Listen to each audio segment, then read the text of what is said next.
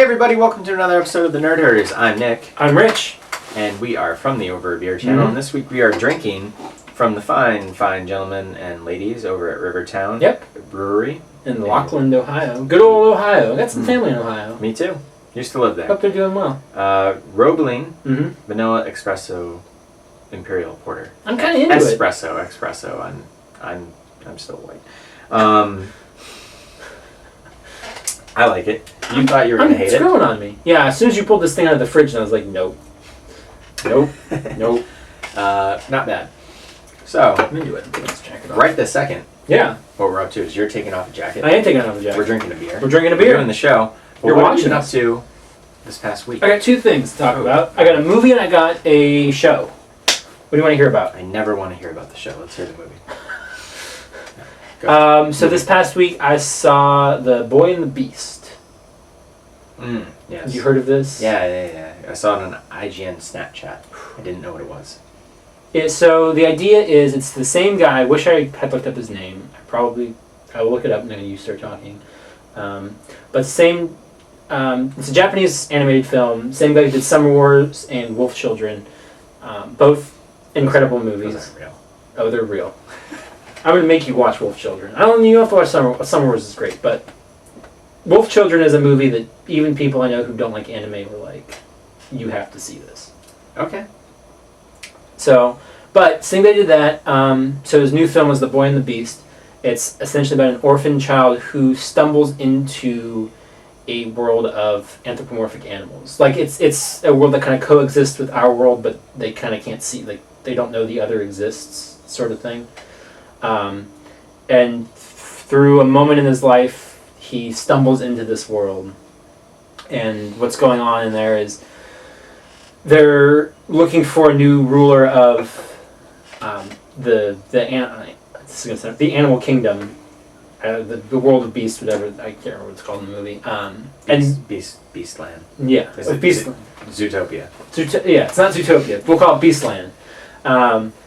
And one of the two people there's two people who are up for it. One of them is kind of a jerk, hard to get along with character. Yeah, he's a bear. He's like a bear beast. Do they wear clothes? They do wear clothes. They're clothes wearing. I like animals wearing. And I have a feeling you're going to talk about a movie about animals wearing clothes too. I saw the same movie. A little different. So one of the big things is this character is never brought on an apprentice. So he takes this young boy in to be his apprentice, and then they kind of grow together. And it goes to learn how to be a bear? Like a man cub, like Baloo and Mowgli? It's a little like Baloo and Mowgli. It's a little like The Jungle Book. There's parts of it that definitely feel very kind of Jungle Book. Saw the new trailer for that. I don't know. I liked the first trailer. I did too. I don't know about the new trailer when they're all talking. Oh, I did see that trailer. Oh, it was fine. Anyway. Okay. What is this Boy and His Beast? Yeah, The Boy and the Beast. I have one kind of really plot problem with the movie. About halfway through, it kind of jumps. It feels very kind of split. They go to space. They don't go to space. But other than that, it really works. One of the great things that I wish I could remember his name, the guy who made this, does well with all of his movies is blending these kind of fantastic worlds with really rounded kind of themes and relatable elements. The relationship between these two characters is what really makes this movie work. Same thing with, Summer Wars is about this guy dealing with like a lot of family drama opposed to like this internet crisis that's happening. So you have all of his movies kind of blend these two different ideas together, and this one is no different in that. But what really makes it work is kind of the grounded nature of the characters and their relationship. I know it's playing at Universal AMC and Downtown Disney AMC, or Disney Springs if you live AMC, if you live in the Orlando area. Definitely check this out if you're a fan of his work, if you're a fan of anime, if you're just a fan of movies in general. If you're a fan of animals wearing clothes. Yeah. If you have or have not seen Zootopia, you might want to see this too. I really, really liked it. Even if you're not a big fan of anime, like I took my girlfriend to see it, she's not a big anime fan, and she really, really enjoyed it. So it might be worth checking out. She might have just been polite. It's true. Well, you never know. To start that, do you want to talk about the show, or do you want me to wait on that? No, go ahead and talk about the show. Okay. Well, all right. Wait, actually, hold up, because the movie that I saw is relates. Okay. All right, so I saw Zootopia. Mm-hmm. This is the animal movie. Also showing, I'm sure, at Universal Cineplex, Disney Springs, and everywhere else. So this is Boy and the Beast, not so much. This is the new Disney animated feature film. The latest. Disney has been on a run lately, a tear, you might say. Mm-hmm. Ever since, don't know exactly when it started, but Wreck-It Ralph, Big Hero 6, was the big Frozen, one. Obviously. Tangled was the first one. Tangled, Princess and the Frog. Basically, the last, they're in kind of another renaissance of Disney animated features, and it is thankfully not a renaissance that has ended yet. Cool. Zootopia is it's a very good movie. I was a little bit worried about it. Go ahead. Mamoru Hosoda. Memorial in Honda Town. Mamoru Hosoda.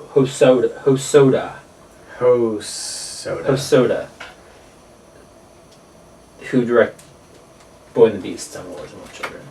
Memento You're welcome. Miyazaki. You're welcome. Okay, so sorry, go ahead and... Yes. Yeah, so that's right off the bat, that's my concern about Zootopia. Is it's going to be another Frozen.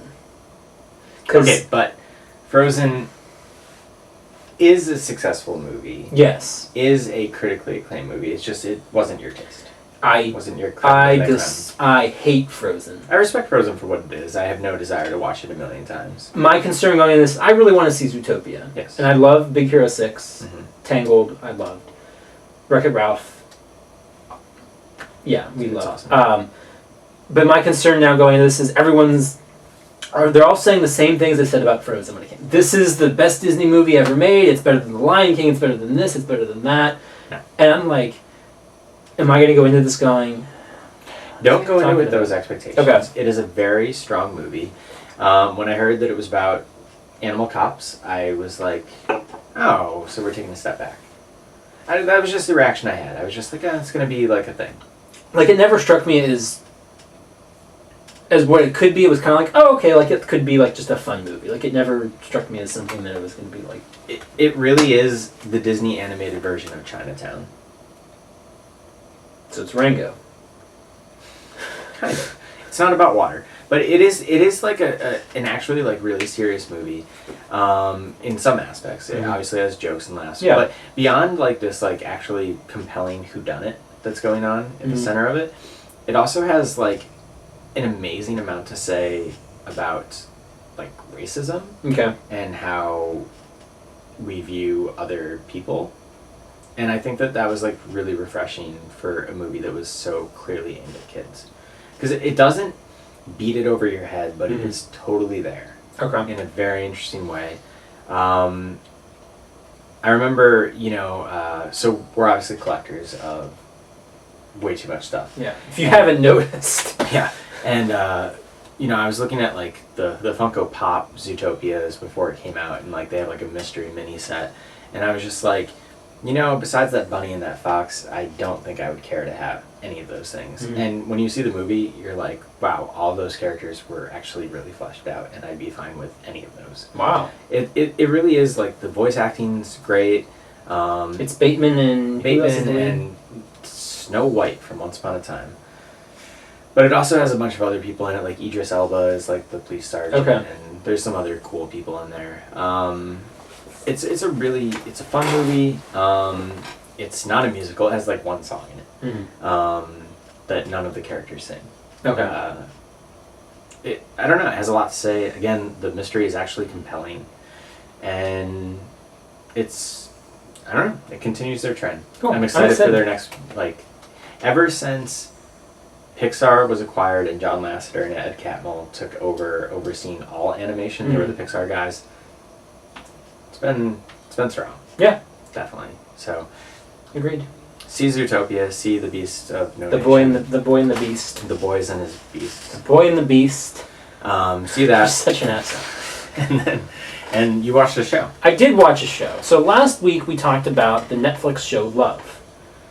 From Judd Apatow, starring Gillian Jacobs and Paul Rouse. Maybe. I can't. We both watched the first episode. We both kind of like, on the first episode. Oh, I finished it. I watched the whole series. The whole season. It has been greenlit, I believe, for a second season. Probably. Every single Netflix original show has gotten a second season. I like it more, but I'm still not in love with it. No pun intended. It does this really weird thing where if you know, the first episode, Gillian Jacobs' character is very rough and really kind of unlikable. Mm-hmm. And I'm just going to call him Paul Roust. I don't remember I think it's Gus is his character's name. He's not unlikable, but he has this kind of, like, he's got like this aw shucks poor guy quality to him where you can kind of... I didn't like him. He's unlikable to me. Well, I mean, okay. Got a dumb face. Were you just talking because of his face? It is what it is. As a character. I'm a judgmental person. As his character. He's not necessarily unlike. He's like oh, like he just has this persona of like, oh, like he's kind of down in his luck. Life's kicked him in the face and multiple times. But you know what I mean? Like you can have a little more sympathy for him. Mm-hmm.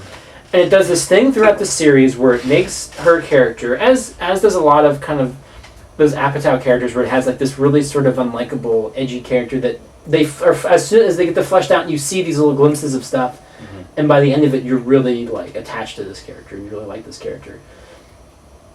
Her character does that, and then his character does the exact opposite, where you begin to see more and more of like shitty things that he does, and how much more you want to dislike him, and not in like the villain way where you're like, oh, you love to hate him, like he's just an asshole, where you're just kind of like, I can't stand him anymore. Deliberate, you think? I don't know. I can't tell. What is it, like 13 episodes? It's 10 episodes. 10 episodes. So it's like a 10-hour Apatow movie, so it's like like every other Apatow. Well, that's the thing. It feels like it... a lot of the major beats that it hit are very Apatow beats. Mm-hmm. Like, it feels almost like they took like a 2.5-hour Apatow movie and just kind of put it over 10 episodes. Like, down to some... Like, if you want... I'm curious if you finished. I mean, it does get... I think it gets better. Her character is really, really good. Some of the side characters and stuff are great. It's Roust's character I can't stand.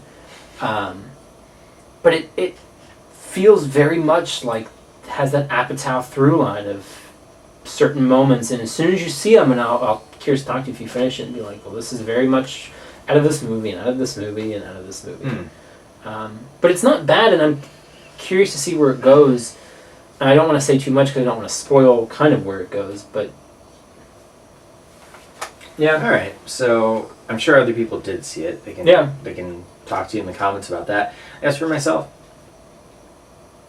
maybe someday I'll watch more. Like, there's so much TV, and for you to be like, and I've heard from other people like, yeah, it gets better, but like nobody's like, it gets so good you have to watch it. No, and it's just like, one of these days I'm going to add up how many shows I'm watching, and how many shows I want to rewatch, and like, I'll get to it, maybe. Well, it was one of those things where like servers haven't closed yet. We watched the first episode and I was like, okay, and then this past weekend I was like, well, it's supposed to get better. Let me go ahead and sit down and watch some more of it. And then once you're like 6 episodes in, you only have 4 of them left. It's like, well, I might as well just finish this. Like, there was never really a point where I'm like, I don't want to watch this anymore, but I wasn't like, I gotta know what happens next. It's like, well, I got 3 more left. I got 3 more left, and the remote's over there, so we're just gonna keep so we're just gonna let Netflix keep playing. But it does get better, and her character is really the saving grace of the show. Saving Grace was a show on USA. It was a show on USA. Holly Hunter, I think. Yeah. I never saw an episode. Never will. I saw 1 more episode of Love than Saving Grace. Might stay that way for a while, but that's cool. I mean, Netflix, in a way, is doing themselves no favors putting out the amount of content they do nowadays. Like, I don't watch House of Cards anymore. I gave up on that show, but like that came out, what, a week, 2 weeks after Love? Yeah. We're from when people are watching this, Daredevil season 2 will be coming out this week. Yeah. Like, that's why maybe if they did a weekly release of these things, it would make a little more sense. Yeah, like, but see, they also, if they had done it in the month of March, they could have done Mondays is Love, Tuesdays is House of Cards, Wednesdays is a new episode of Daredevil. And then, like, I don't see how that doesn't help them. I don't understand. Because they can't have people just get a month subscription and cancel. They're doubling down on the binge watching. That's why they don't binge mind. Watch it at the end. They don't mind people, or releasing something 2 weeks apart because they're like, well, they've already probably binge watched all of Love. Now they're going to binge watch all of House of Cards. And now they're going to binge watch all of Daredevil. I guess, but instead of like, all right, we talked, because we both watched the first episode of Love. We talked about it last week. Mm-hmm. You finished Love. We talked about it this week. We will not talk about Love again on this show. Probably until season 2 comes out. Season 2. Whereas, like, there might have been a midway checkpoint, and in a couple weeks, yeah. hey, I finished it. And then the conversation keeps going. Yeah. And I don't quite get why they don't. I've been watching, again, 11/22/63 Still to watch on that. Hulu. It's a weekly show. Every week I'm thinking about it. Mm-hmm. It just seems No, I get it. smart. I mean, that's how it was with, like, Breaking Bad and stuff. It was like every week you were like, oh my god, like, this happened and this happened. We gotta wait 6 more days for this? Can you believe it? Yeah, and then you're like, why wasn't that gun in the trunk? And then 2 days later, it could be this. But instead, the way that Netflix does it, a second later, Yeah. I really don't think it's the best way to do it, and it kind of bugs me. And, we've talked about Netflix model, the next model stuff before, and, like, one of the things, like, I couldn't tell you what happened in one episode of Love. Mm-hmm. I can tell you what happened in the series, but I couldn't, again, I don't want to keep going back to the wall, but something like Breaking Bad where it's like, there's certain episodes where you remember, and you're like, this episode is what this happened. Whereas when you binge watch Daredevil, I was like, I didn't really binge watch it, but I watched it over a few points, but it's still kind of blurred together. I was like, I couldn't tell you what episode happened, Mm-hmm. But then you look at, who's Ryan Johnson? Who's this guy directing Star Wars? Oh, remember this episode of Breaking Bad, and he did those, or he did that, and you can go, wow. Oh, that was the other weird thing about Love. It's like there's an episode directed by Steve Buscemi and an episode directed by Joe Swanberg, and I was like, that's odd. Like, you can't really tell. Like, it doesn't feel like any different. Yeah. And there was another one that I was kind of like caught off. I can't remember who did it, but yeah. Interesting. All right, so that's Love. It's on Netflix. Yeah. Zootopia, and then The Boy and the Beast. Bagel. What? You're the worst. The Boy and the Beast. It's a Kati Matsubuku. So what have you guys been up to then this week? Let us know. Let us know. You can find me on Twitter at Rich Belson. I'm at A Boy and His Bagel. He's at Stonks. Yep. The channel is at OABeer_official. You can also email us at overbeerofficial@gmail.com. We're on Facebook at facebook.com/overbeer. On YouTube, yada yada yada. We need subscribers. Like, share, subscribe with your friends. I think that's going to wrap things up for today. So until next time, we'll see you guys later. Drink up.